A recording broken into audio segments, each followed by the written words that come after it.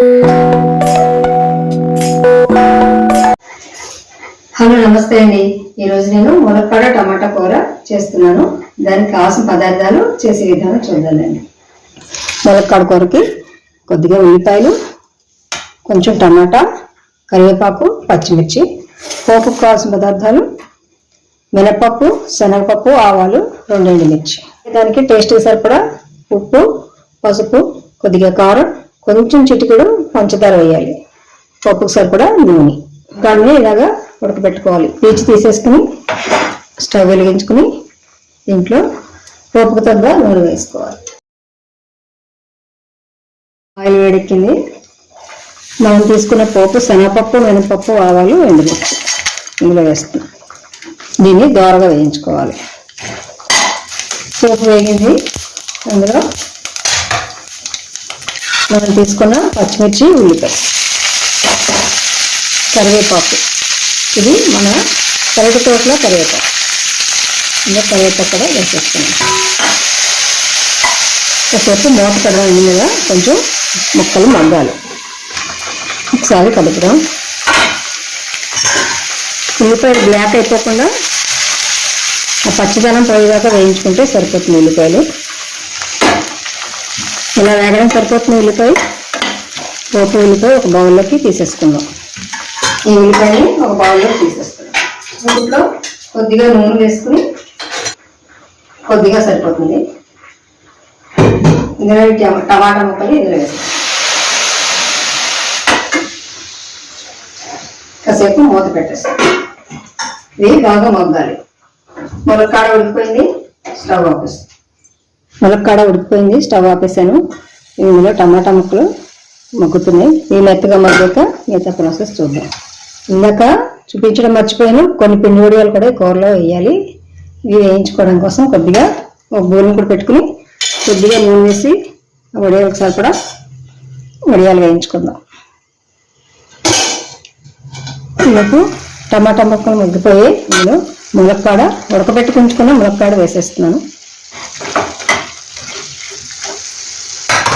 ఇందులో వేయాల్సినవన్నీ వరుసగా వేసేయాలి.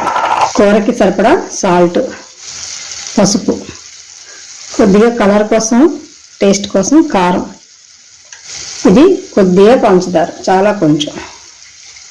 ఇవన్నీ బాగా కలిసిలాగా ఒకసారి కలిపేసి మూత పెట్టేద్దాం. ములక్కాడ కూడా తీపి పులుపు అన్నీ పడతాయి. ఉప్పు, కారం, తీపి, పులుపు అన్నీ పడతాయి. కాసేపు మగ్గనిద్దాం.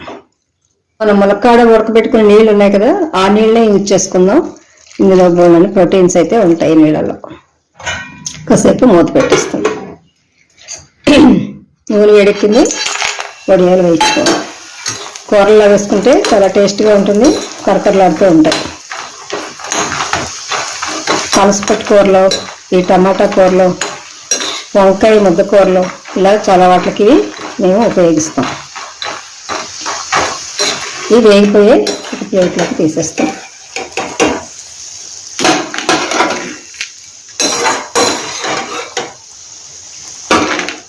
ఒకసారి చూద్దాం. ఇప్పుడు ఇందులో మనం తీసి ఉంచుకున్న ఈ ఉల్లిపాయ ముక్కల్ని, పోపుని అన్నింటినీ యాడ్ చేసేస్తున్నాం. ఎక్కువ ములక్కాడలు మొత్తం విడిపోకుండా జాగ్రత్త పడితే బాగుంటుంది. కూర చూడడానికి, తినడానికి కూడా బాగుంటుంది. ఇవన్నీ ఒకసారి బాగా మిక్స్ అయ్యేలాగా బాగా ఉడకనివ్వాలి. కాసేపు మూత పెట్టేద్దాం. ఒకసారి చూద్దాం. కూర రెడీ అయిపోయింది. దీన్ని డిష్ అవుట్ చేసేసుకోవాలి. మనకి ఇంకా పలచగా ఉంటే కనుక కొంచెం వరిపిండి కూడా వేసుకోవచ్చు. నాకైతే ఈ కన్సిస్టెన్సీ సరిపోయింది. కొంచెం పలచబడిందంటే కనుక కొంచెం వరిపిండి వేసుకుంటే బాగుంది. కూర రెడీ అయిపోయింది. దీన్ని డిష్ అవుట్ చేసేస్తాం. మనం వేయించుకున్న ఈ పిండి వడియాల్ని సర్వ్ చేస్తున్నప్పుడు వేసుకోవాలి. ఎంతో రుచికరమైన టమాటా ములక్కాడ కూర ఎలా చేయాలి నా స్టైల్లో నేను ఇలా చేస్తాను. మీరు కూడా తప్పకుండా ట్రై చేయండి. చాలా అంటే చాలా బాగుంటుంది.